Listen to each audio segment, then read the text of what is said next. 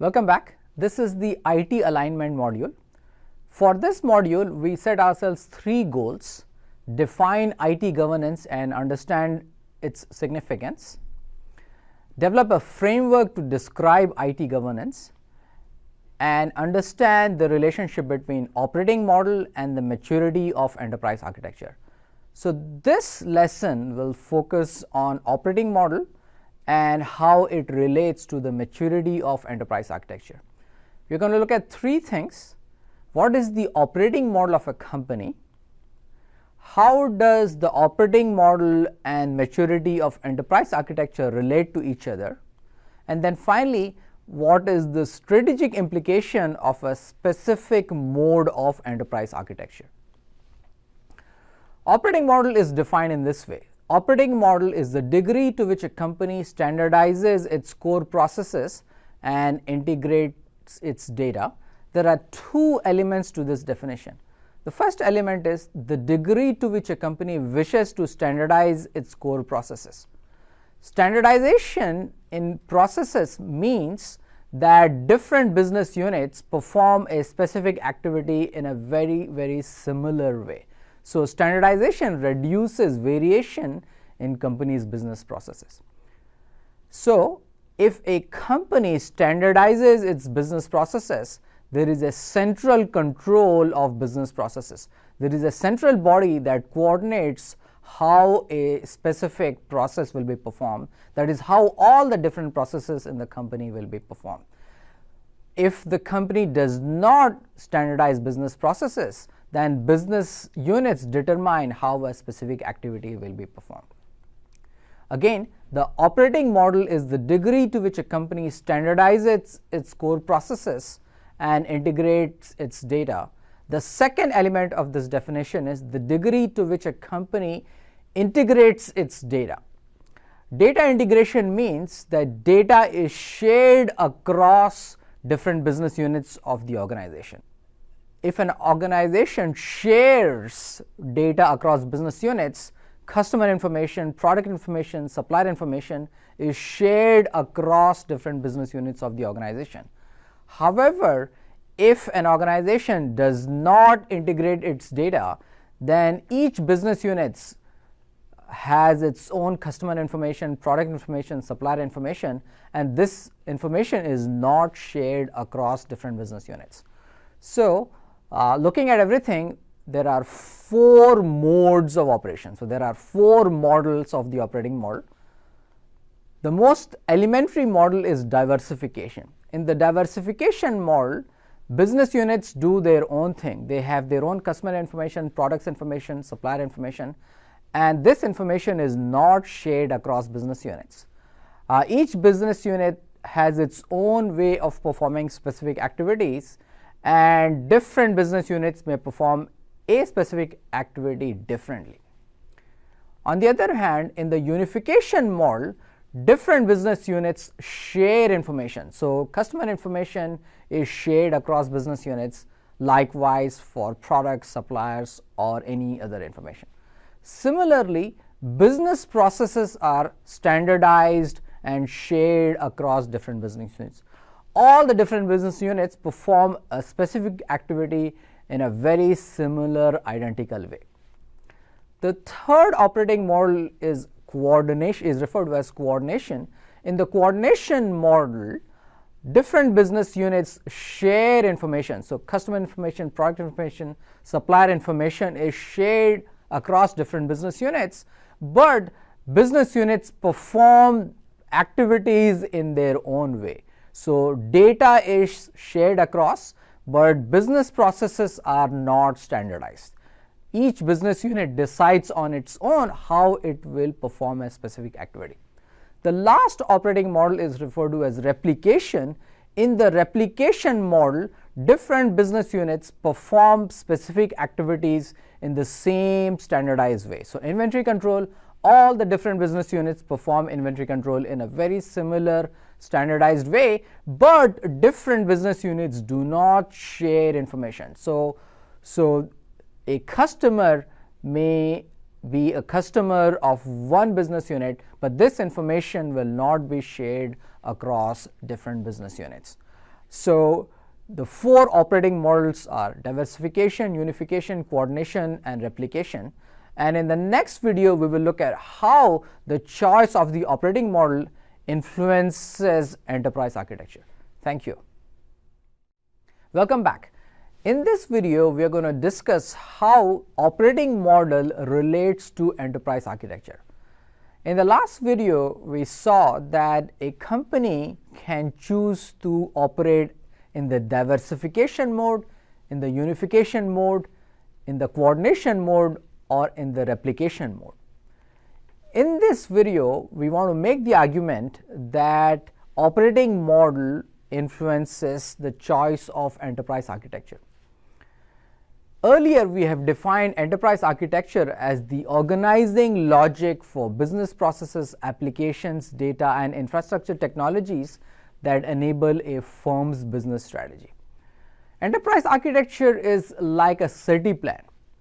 In the city plan, the city planner decides where to locate the residential areas, where to locate the commercial areas, where to put hospitals, playgrounds, schools, and how to connect them with roads. In the same way, an enterprise architect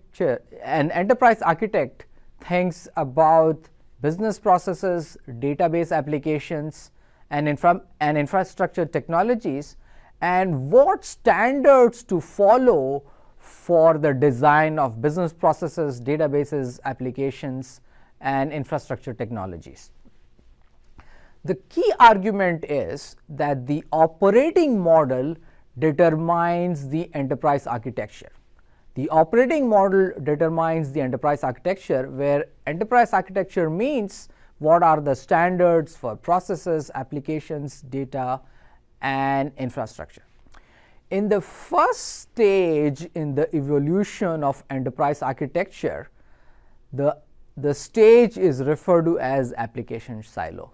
In the application silo architecture, IT applications are developed to help users perform specific activities. So application silo is the architecture of individual applications.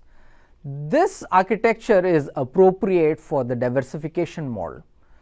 As I said earlier, in the diversification model, there is no standardization of data or processes. Business units do their own thing.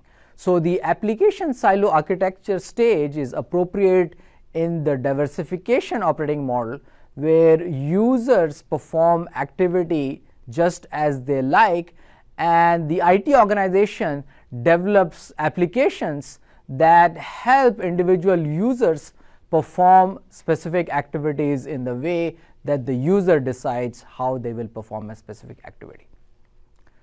The second stage in the evolution of enterprise architecture is referred to as standardized technology. In the standardized technology architecture stage, the organization follows enterprise-wide standards for IT infrastructure. So, compared to the application silo stage, where there is no standardization in data, processes, applications, or infrastructure, in the standardized technology architecture stage, the organization follows standards for the infrastructure component of the architecture. This stage of architecture is appropriate in the diversification model. So standardized technology is appropriate when the organization is willing to commit to standards for the infrastructure component of the enterprise architecture. They are not yet willing to standardize on data and applications or processes, but they are comfortable committing to standards for the infrastructure component of the architecture. The next stage in the evolution of enterprise architecture is referred to as rationalized data or optimized core. In this stage of the enterprise architecture, in addition to the infrastructure, the organization is also committed to standardization of data and processes. So in the rationalized data or optimized core stage of enterprise architecture, the organization standardizes on data and processes. That is, data and processes are standardized in addition to the infrastructure. This stage of enterprise architecture is appropriate for the coordination, replication, or unification operating model. The last stage in the evolution of enterprise architecture is referred to as modular architecture. Modular architecture differs from rationalized data and optimized core in the sense that in this stage, an organization allows local differentiation.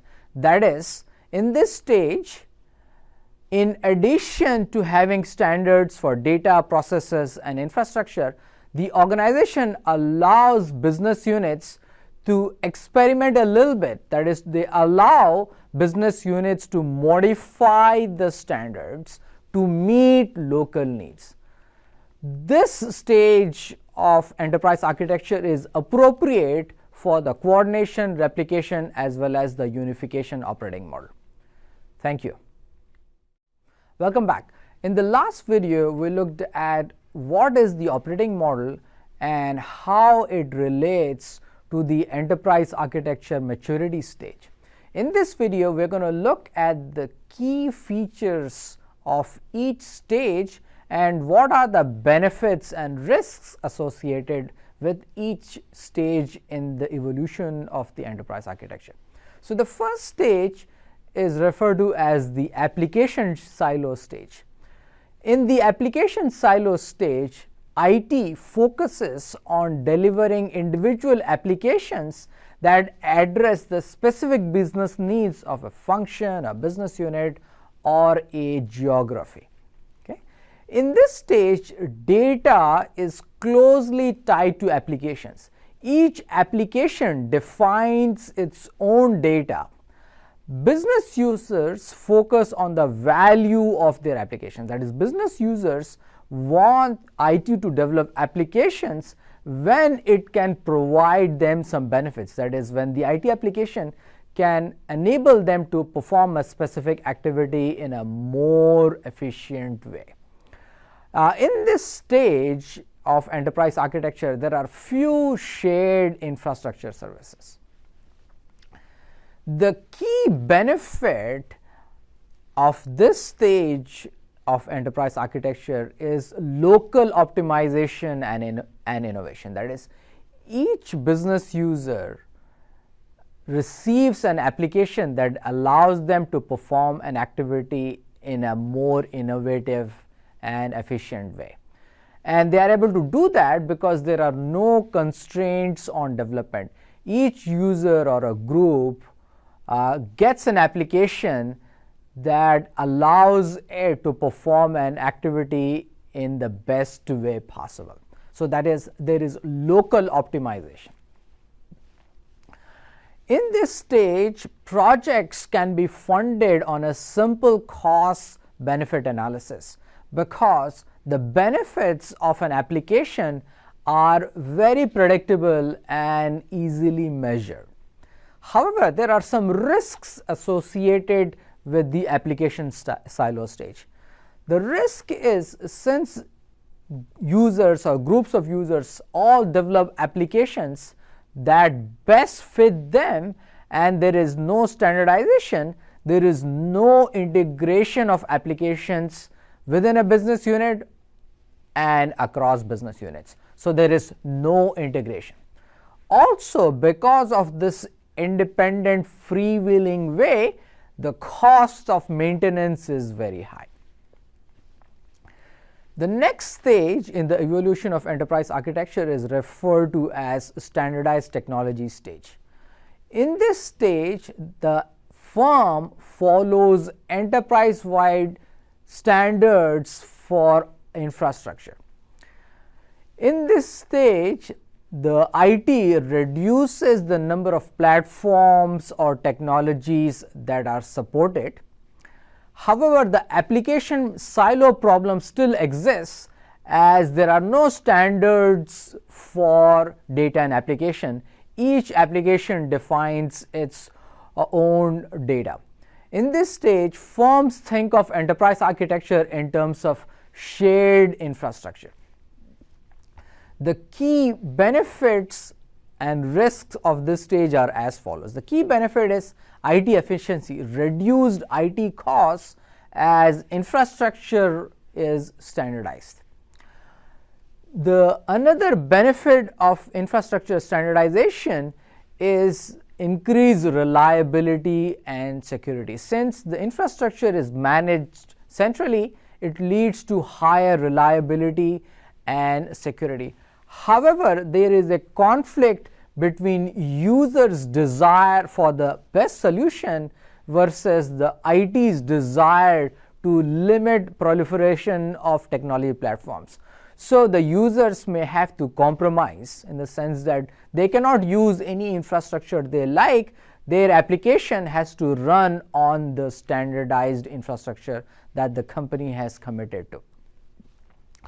Also, another limitation of this stage is that funding for infrastructure is harder compared to the application silo stage, where users could see the benefit that their application provides and they are willing to pay for that application. However, in the standardized technology stage, users may not see the direct benefit of a standardized technology. They may even feel that IT is forcing them to follow some standards, where the benefits of following a standards accrue to the organization as a whole, and an individual user or an individual group may not see what benefit they get by following a standard that was set by somebody else. The next stage in the evolution of enterprise architecture is rationalized data or optimized core. In this stage, organization follows enterprise-wide standards for data and applications. That is, compared to the standardized technology stage, now in addition to the infrastructure, data and applications are also standardized. In this stage, data from applications are extracted and managed centrally and made available to other applications. Core business processes are also standardized and implemented using standardized applications. The key benefit and risk from this stage are business process efficiency. Since data and business processes are standardized, the firm achieves business process efficiency. Standardization also enables innovation. So business processes are standardized, they are integrated, so business units and the organization can innovate on top of standardized data and business processes. However, business process standardization is hard to sell to managers. Managers may not see the benefit of following standards for business processes set by some other business unit. So here a manager may say that they are very unique, and by following standards set by some other business units, they may lose some uniqueness. So business process standardization is harder to sell than technology standardization. The last phase in the evolution of enterprise architecture is modular architecture. In modular architecture, firms allow customization and experimentation to meet local needs. So even though we have standardized data and business processes, business units are allowed to experiment to meet local needs. Successful experiments are then made available to others. So when an experiment is successful, it is standardized and made available to other business units so that everybody can benefit from this experiment. The key benefit and risk of this stage are opportunity for innovation and responsiveness. So there are good modules, There are good modules that have been tested and used by others, so different business units can have access to applications and strategies that have worked elsewhere, so they can innovate. However, the risk in this stage is flexibility without rationalized data and optimized core may lead to application silos. So you cannot, what this means is you cannot skip stages. You cannot go from standardized technology to modular architecture. You have to go from standardized technology to rationalized data and optimized core before you can move to modularity phase. So too much flexibility without standardization will revert the organization back to the application silo stage. What these 4 stages mean is, as one moves from stage 1 to stage 2 to stage 3 to stage 4, an organization trades off local flexibility for global flexibility. In the application silo stage, organizations have significant local flexibility, but they don't have any global flexibility. However, in the rationalized data and optimized core and in the modularity stages, organizations gain global flexibility by giving up some local flexibility.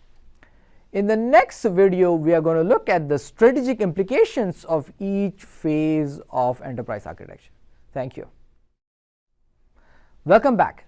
In this video, we are going to discuss the strategic implications of each stage of the enterprise architecture, and then we will discuss the key governance mechanism in each stage of the enterprise architecture. In the business silo stage, the IT organization is focused on developing applications that meet local needs.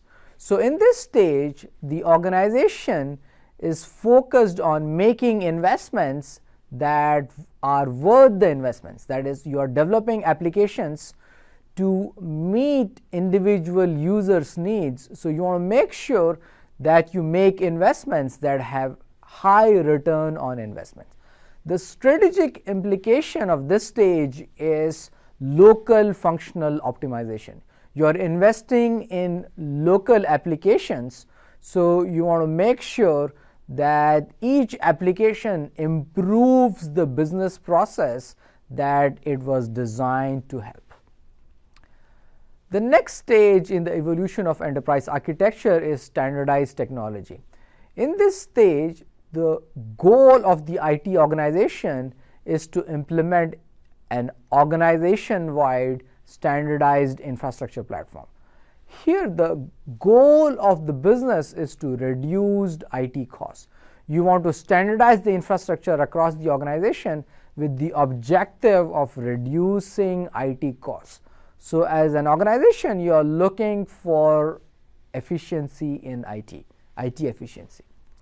The next stage in the evolution of enterprise architecture is rationalized data or optimized core. So here, in this stage, the goal of the IT organization is to standardize data and business processes. As a business, in this stage, you are looking for cost and quality of business operations. You standardize business processes and you integrate them so that the company can operate as one efficient integrated organization.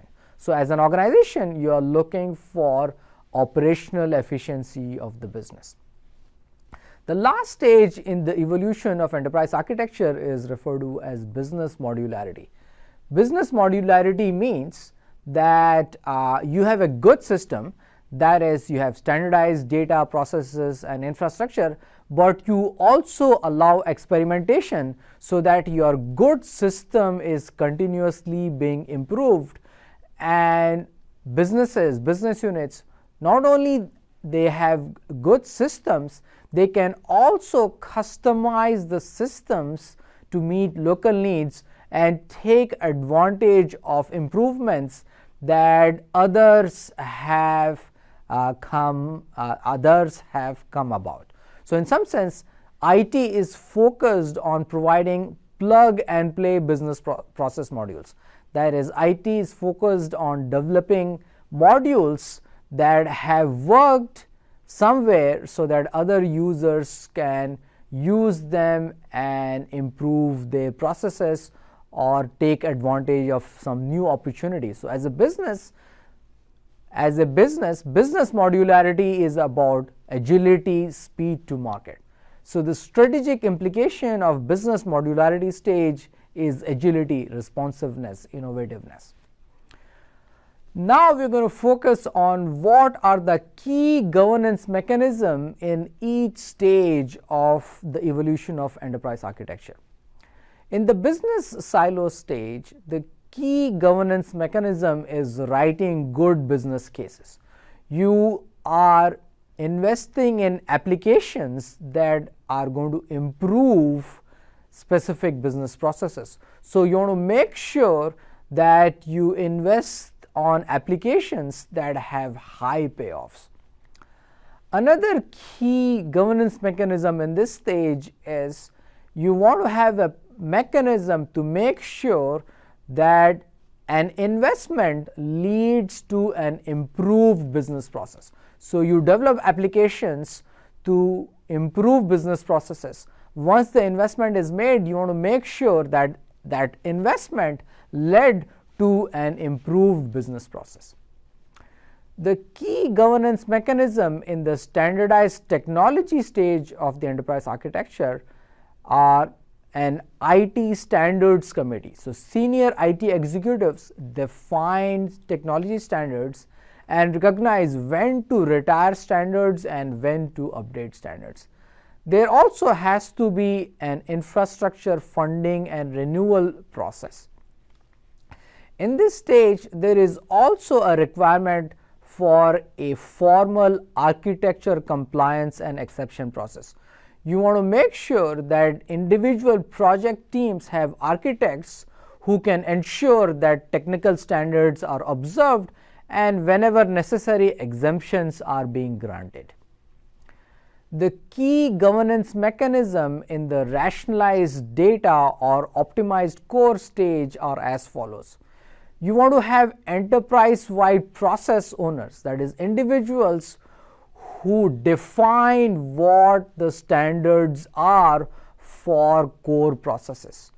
In this stage, you also want to make sure that there are enterprise-wide standards for data.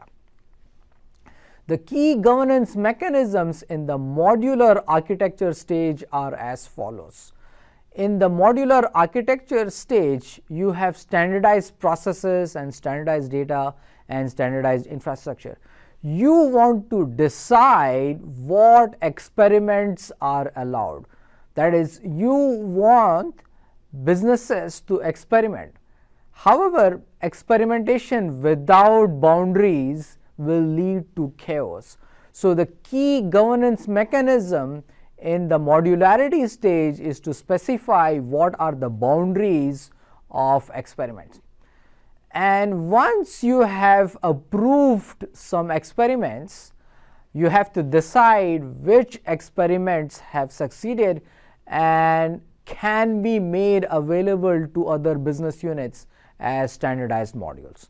So the two key governance mechanisms in the modularity stage of the enterprise architecture are allow specified experiments, allow specific experiments, and then decide which experiments have succeeded and can be made available to other businesses as standardized modules. Thank you. Welcome back.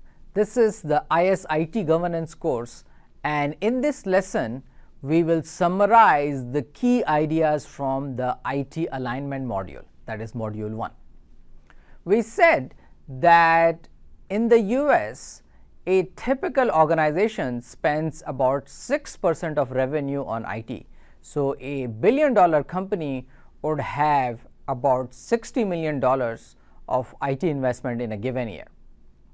However, senior IT executives on a consistent basis think of alignment of IT and business as one of the top two key IT management issues that they face. So even though firms are making large investments in IT, it is not, business executives are still struggling to make sure that the investments are aligned with the goals of the organization. So IT governance is thought of as the response to this problem. That is, it is the role of IT governance to make sure that the IT investments are aligned with the goals and strategies of the organization. So IT governance is defined as the leadership, organizational structure, and processes that ensure that the enterprise's information technology supports the organization's strategies and objectives. There are other definitions of IT governance, but they say the same thing. The importance of IT governance can be illustrated using the Wu et al. Study. Wu et al. Found that IT governance leads to IT business alignment, and IT business alignment is associated with improvement in firm performance. So this study clearly illustrated the idea and importance of IT governance. In this module, we discussed a framework for IT governance. So IT governance includes what IT decisions need to be made, who makes those decisions, and how they make those decisions. We said that IT governance mainly consists of 5 types of decisions. These decisions can be very technical in nature, such as decisions about infrastructure and architecture. These decisions can be very managerial in nature, such as IT principles and IT investment and prioritization. And these decisions can be hybrid, that is a mix of technical and managerial issues, for example, business application decisions. In this module, we also discuss different ways of making these decisions. These decisions can be made in a very centralized manner, they can be made in a very decentralized manner, or they can be made in a federal manner. Empirically, it has been found that in the US there is a tendency towards higher levels of centralization. In this module, we also discussed who should the CIO be reporting to. So we said that whether the CIO reports to the CEO or the CFO should be influenced by what is the strategic positioning of the firm. In this module, we discussed how decisions are made. So we discussed the various decision-making structures and decision-making processes that are used to align IT decisions with the goals and strategies of the organization. The key point here is that there is no ideal best model of IT governance across all organizations.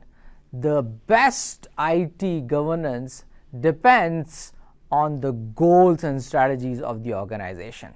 Senior managers have to decide what is important, profitability or growth, or some balance of profitability and growth. And these decisions will determine what is the appropriate IT governance approach. So in some sense, senior managers have to trade off the costs and benefits of synergy and autonomy to decide what is the best IT governance approach. In order to align IT decisions with the business goals and strategies, we learned about the operating model.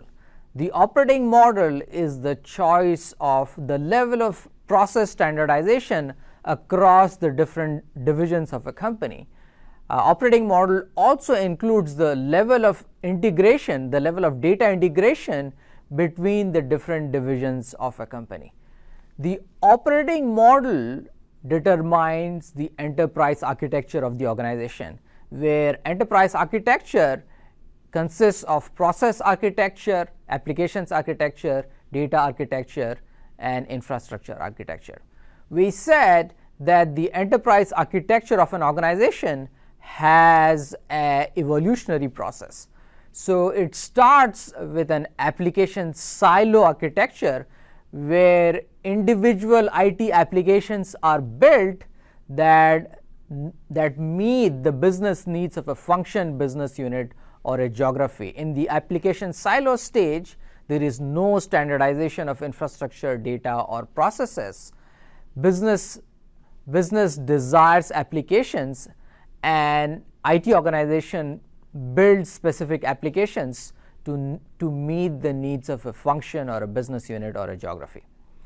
However, in the standardized technology stage of the evolution of the enterprise architecture, the enterprise follows standards for technology. So there are no standards for data and processes, but the infrastructure is standardized.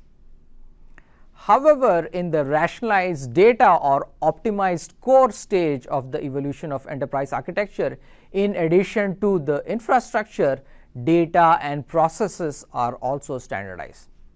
Finally, in the modular stage of evolution of enterprise architecture, in addition to standardized infrastructure, standardized data and processes, the organization also allows customization so that the whole system can be improved. So in addition to following standards for infrastructure, data and processes, local customization is allowed so that different divisions can run experiments, and when an experiment is successful, it can be standardized and made available to others. So in the modular architecture stage, in addition to having a good system, the system is also being continuously refined and improved.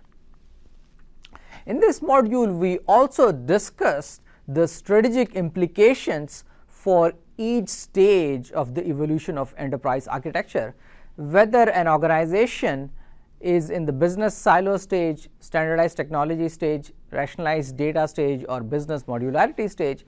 This has implications for what IT capabilities are required and how IT investments are made. Finally, in this module, we discuss the key governance mechanisms that are appropriate in each stage. So for example, in the business silo stage, the business case is the key governance mechanism because IT investment is in the form of individual applications. So we want to make sure that the application is worth the investment. In the standardized technology stage, the key governance mechanism is an IT standards committee which decides on technology standards and decides which standards need to be updated and when standards need to be retired. In the rationalized data stage of the evolution of enterprise architecture, the organization decides on enterprise-wide process owners who own, design, and implement enterprise-wide processes. So in this stage of the evolution of enterprise architecture, the key governance mechanism is standardization of different business processes. Finally, in the modular architecture stage, the key governance mechanism is defining the boundaries of experiments and then approving which experiments are successful and can be standardized and made available to other business units. Thank you.